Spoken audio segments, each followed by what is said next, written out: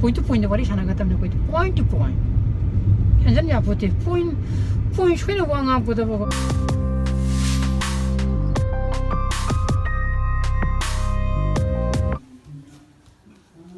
brush to godro na ha ke brush to godro brush to godro na kok mai ham no ba na mai di kamai ta ba mai kamai ta ba mai ta mau na hai na khang da lai ti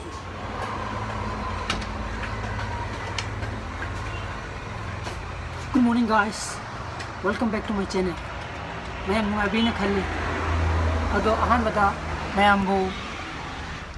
thank you kari gino hara gid egi subscriber si ngaranung dawaram asang bakanda pung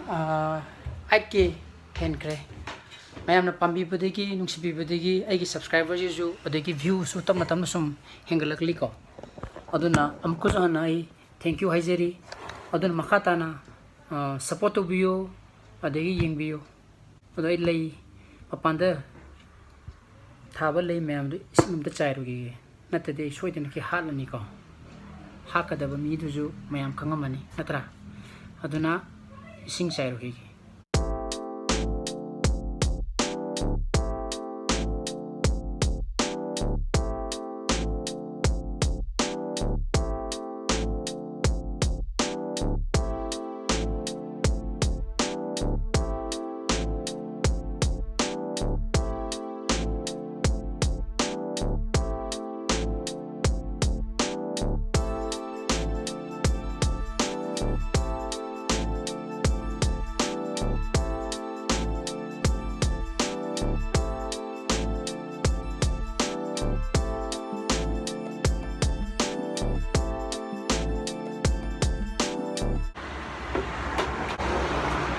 aduna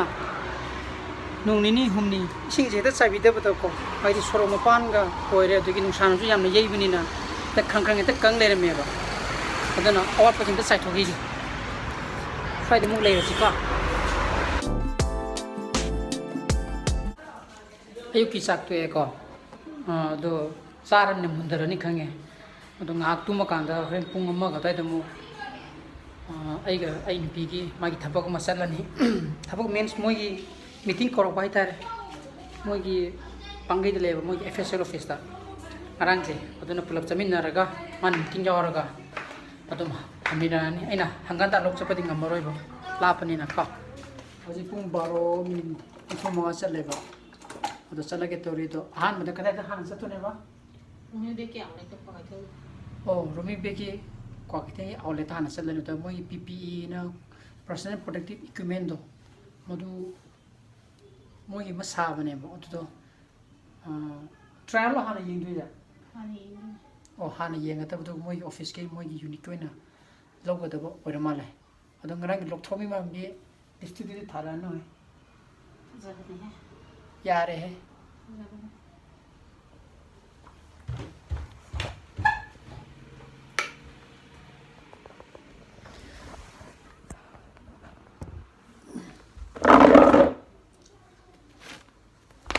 legenda ki kung si chapal si matunga kya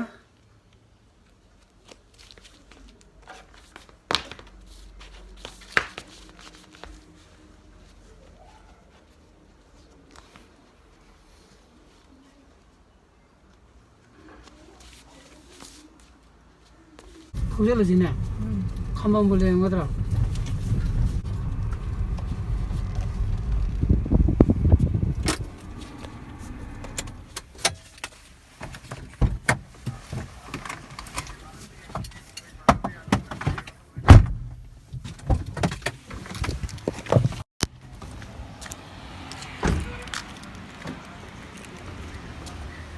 Serius demi. Sigi kwakitengi romi factory jidini ko lai je to mangse pau phona bakanda pungama swaida asomgi moi main head office tagi thilakada bore male ado kirokte leire pung di mata sale koine sapana magi meeting na pung ani gi meeting ne ba ado kari hainai no ju khangdre ꯁꯨꯝꯗ ꯂꯥꯛꯀꯗꯕꯗꯤ ꯃꯥꯜꯂꯦ ꯀꯃꯥꯏꯅ ꯇꯧꯁꯦ ꯍꯥꯏꯅ phone ꯑꯝꯇ ꯇꯧ ꯇꯧꯔꯣꯅ ꯐꯣꯟꯗꯣ ꯄꯤꯗꯨ ꯀ꯭ꯋꯥꯀꯩꯊꯦꯜꯒꯤ ꯑꯥꯎꯠꯂꯦꯠꯇ ꯄꯨꯔꯛꯀꯅꯦꯅ ꯍꯥꯏꯕꯅꯦꯕꯀꯣ ꯑꯗꯣ PPE ꯑꯩꯈꯣꯏꯁꯦ ꯀ꯭ꯋꯥꯀꯩꯊꯦꯜꯒꯤ ꯑꯥꯎꯠꯂꯦꯠꯇꯨꯗ ꯂꯩꯔꯕ ꯑꯗꯣ ꯌꯥꯔꯕ ꯍꯧꯖꯤꯛ ꯑꯩꯈꯣꯏ ꯍꯜꯂꯅꯤꯀꯣ ꯍꯥꯏꯗꯤ ꯃꯣꯏꯒꯤꯁꯦ ꯄꯣꯠ ꯌꯧꯔꯛꯇ꯭ꯔꯤꯕꯗꯨꯅ ꯁꯦꯝꯄꯜꯗꯣ ꯍꯥꯟꯅ ꯄꯣꯔꯀꯥꯟꯗ ꯁꯦꯝꯄꯜꯗꯣ ꯍꯥꯟꯅ ꯌꯦꯡꯉꯀꯥꯟꯗ ꯍꯥꯏꯗꯤ ꯃꯁꯤꯡ ꯑꯁꯨꯛꯅꯦꯗꯣ ꯑꯣꯔꯗꯔ ꯇꯧꯒꯗꯕ ꯑꯗꯨꯅ ꯃꯥꯅ ꯃꯥꯒꯤ ꯚꯤꯖꯤꯇꯤꯡ ꯀꯥꯔꯗ ꯄꯤꯔꯝꯃꯦ ꯑꯗꯣ ꯃꯣꯏꯅ ꯍꯣꯔꯦꯟ ꯐꯣꯟ ꯇꯧꯔꯛꯀꯅꯤ ꯍꯥꯏꯅꯠꯇ꯭ꯔꯕ ꯑꯗꯨꯅꯦ ꯑꯗꯨꯅ ꯃꯥꯒꯤ ꯂꯣꯏꯔꯒ ꯇꯥꯗꯧ ꯃꯥꯜꯂꯦ ꯍꯥꯏꯊꯔꯛꯄꯗ ꯑꯗꯨ ꯌꯥꯔꯦ ꯅꯪꯒꯤ ꯚꯤꯖꯤꯇꯤꯡ ꯀꯥꯔꯗ ꯄꯤꯔꯝꯃꯕꯅꯤꯅ ꯃꯣꯏ ꯑꯗꯨꯝ ꯐꯣꯟ ꯇꯧꯖꯔꯖꯅꯤꯀꯣ ꯑꯗꯨꯗꯤ ꯍꯧꯖꯤꯛ ꯑꯩꯈꯣꯏ ꯄꯣꯠꯇꯣ ꯑꯩꯅ ꯌꯦꯡꯉꯒ ꯍꯧꯖꯤꯛꯀꯤ ꯃꯤꯇꯤꯡꯗꯨꯗ ꯗꯥꯏꯔꯦꯛꯇꯔ ꯃꯃꯥꯡꯗ ꯍꯥꯏꯅꯤꯡꯕ ꯍꯥꯏꯇꯥꯔꯦ ꯑꯗꯨ ꯌꯥꯏ ꯀꯩꯗꯧꯔꯒꯦ ꯍꯣꯔꯦꯟ ꯃꯥꯏ ꯐꯣꯟ ꯇꯧꯔꯀꯥꯟꯗ ꯑꯗꯨꯝ ꯌꯦꯡꯉꯁꯤ ꯑꯩꯈꯣꯏꯗꯤ ꯍꯣꯔꯦꯟ ꯍꯜꯂꯛꯀꯗꯕ ꯂꯝꯕꯤꯅꯤꯅꯦꯕꯀꯣ ꯐꯔꯦꯅ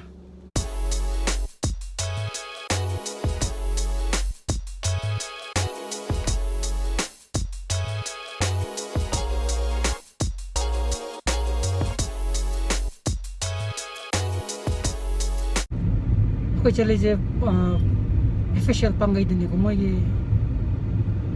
ꯍꯦꯠ ꯑꯣꯐꯤꯁ ꯍꯥꯏꯇꯥꯔꯅꯦ ꯍꯧꯖꯤꯛꯇꯤ ꯆꯠꯁꯦ ꯃꯗꯨꯗꯅꯤ ꯑꯗꯣ ꯉꯥꯏ ꯆꯠꯄꯁꯦ ꯁꯣꯝꯒꯤ ꯑꯩꯈꯣꯏꯒꯤ ꯂꯝꯂꯣꯡ ꯊꯣꯡ ꯂꯥꯟꯊꯣꯛꯑꯒ ꯆꯠꯄ ꯌꯥꯏꯑꯕ ꯃꯗꯨꯗꯒꯤꯅ ꯃꯇꯦꯛ ꯑꯃꯗꯣ ꯅꯍꯥꯟꯈꯩ ꯆꯠꯄ ꯀꯥꯟꯗ ꯂꯝꯕꯤ ꯌꯥꯝ ꯐꯠꯇꯦꯕ ꯑꯗꯒꯤ ꯂꯩꯈꯣꯝ ꯂꯝꯅꯥꯡꯁꯨ ꯌꯥꯝ ꯊꯣꯛꯄ ꯑꯗꯨꯅ ꯉꯔꯥꯡ ꯅꯣꯡ ꯇꯥꯈꯤꯕꯅꯤꯅ ꯂꯩꯈꯣꯝ ꯊꯣꯛꯑꯝꯃꯒꯗꯤ ꯅꯨꯡꯉꯥꯏꯔꯣꯏꯗꯕ ꯒꯥꯔꯤꯁꯤꯁꯨ ꯉꯔꯥꯡ ꯑꯩꯈꯣꯏ ꯕꯥꯅ ꯆꯥꯝꯕꯤ ꯂꯩꯔꯝꯃꯦ ꯑꯩꯅ ꯇꯨꯝ ꯍꯧꯒꯠꯂꯛꯄ ꯀꯥꯟꯗ ꯑꯌꯨꯛꯀꯤꯀꯣ ꯑꯗꯨꯅ ꯆꯥꯝꯃꯒꯗꯤ ꯍꯦꯛ ꯅꯣꯡ ꯆꯨꯔꯒꯁꯨ ꯊꯧꯖꯤꯟꯕꯁꯦ ꯍꯦꯛꯇ ꯄꯥꯝꯃꯨꯕ ꯍꯥꯏꯇꯥꯔꯦ ꯑꯗꯨꯅ ꯁꯣꯝꯒꯤ ꯑꯩꯈꯣꯏꯒꯤ ꯆꯤꯡꯃꯩꯔꯣꯡꯂꯣꯝꯗꯒꯤ ꯐꯥꯎꯖꯤꯜꯂꯒ ꯀꯔꯤ ꯊꯣꯡꯅꯣꯃ ꯇꯥꯔꯛꯄ ꯌꯥꯏꯑꯕꯀꯣ ꯃꯗꯨꯒꯤ ꯂꯝꯕꯤꯗꯨꯗꯅꯤ ꯆꯠꯂꯤꯁꯦ ꯁꯂꯥꯝ ꯊꯣꯡ ꯁꯂꯥꯝ ꯊꯣꯡ ꯍꯥꯏꯕ ꯑꯣꯏꯔ ꯃꯥꯜꯂꯦ ꯃꯗꯨꯅꯁꯨ ꯂꯝꯕꯤꯁꯦ ꯐꯕ ꯍꯥꯏꯇꯥꯔꯦ ꯍꯣꯔꯦꯟ ꯅꯣꯏ ꯃꯤꯇꯤꯡ ꯅꯨꯡꯗ ꯃꯥꯛꯁ ꯅꯨꯡꯗꯣ ꯂꯧꯊꯣꯛꯀꯅꯨꯀꯣ ꯑꯗꯒꯤ ꯐꯖꯅ ꯍꯥꯏꯗꯤ ꯄꯣꯏꯟ ꯇꯨ ꯄꯣꯏꯟꯗ ꯑꯗꯨꯝ ꯋꯥꯔꯤ ꯁꯥꯟꯅ ꯅꯠꯇ꯭ꯔꯥ ꯄꯣꯏꯟ ꯇꯨ ꯄꯣꯏꯟꯗ ꯋꯥꯔꯤ ꯁꯥꯟꯅꯒꯗꯕꯅꯤ ꯑꯩꯈꯣꯏꯗꯤ ꯄꯣꯏꯟ ꯇꯨ ꯄꯣꯏꯟ ꯍꯦꯟꯖꯟ ꯌꯥꯄꯣꯠꯇꯦ ꯄꯣꯏꯟ ꯁꯣꯏꯅ ꯋꯥ ꯉꯥꯡꯕ ꯄꯣꯏꯟꯗ ꯅꯝꯁꯤꯟꯒꯗꯕ ꯃꯤꯟꯗꯨ ꯗꯣꯠ ꯇꯥꯇꯥ ꯒꯥꯔꯤ ꯌꯥꯝ ꯆꯤꯜꯂꯤꯗ ꯅꯪꯅ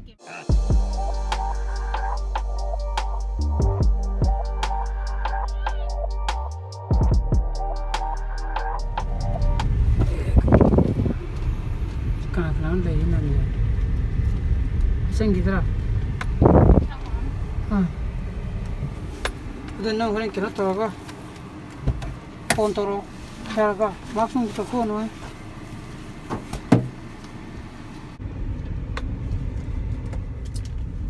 Ma thada ramai office ta mana meeting tu kerja ni do aina. Yum tu dihalar orang saya na haibadu. Lapa ni na. Si kontrak pemda.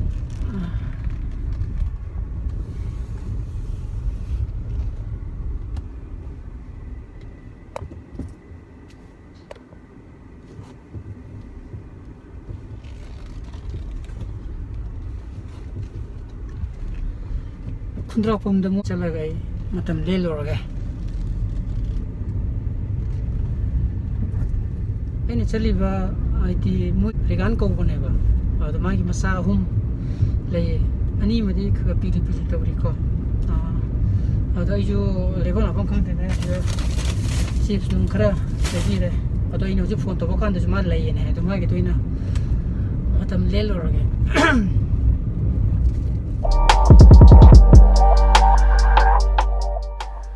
Adagi ay nabi meeting lori nama phone tore adu ma lau roga ay mu rigan hoy damu jang khona muk chali koi bani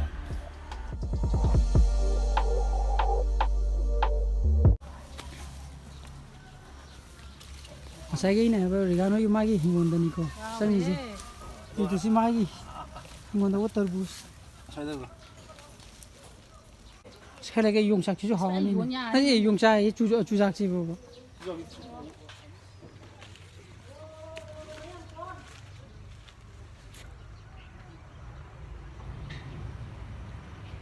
Koi di hinjang na pilo bola kota kre na, ada kan? Tapi jangan sadegi mata mangal le ina, pungan ini degi, le kuduna.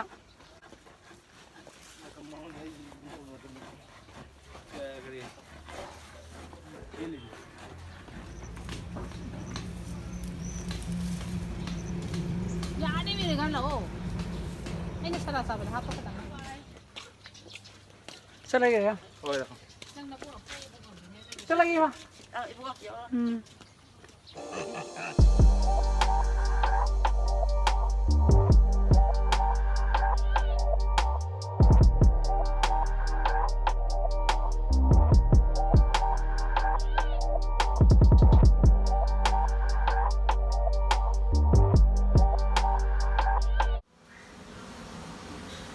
Saya meeting lagi kalau saya matang-matang cakap apa kan, dan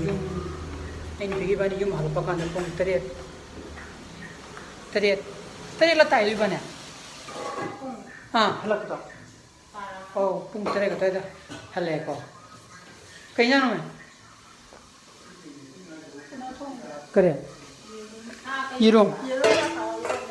oh, saya mau yang pewa hanggam tu thong teriak apa, thùng dê đó nó oh ya ada. ra mấy con thùng dê 이름 통해 아시기지 아살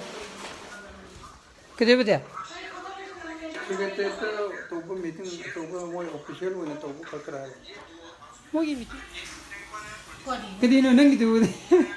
하 어디 마치 유튜브 듣기 너무 떠오르니 마이지 그대 능기도 자 보기리네 맞아 이 ninga 그대 유튜브 이거 인지니어 간부는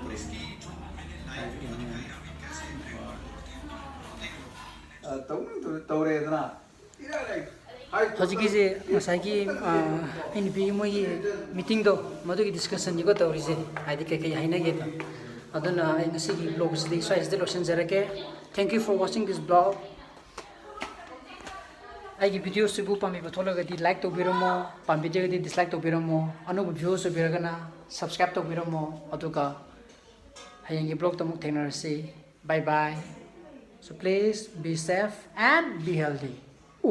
aduga mukhi sanana phajana let me know thank you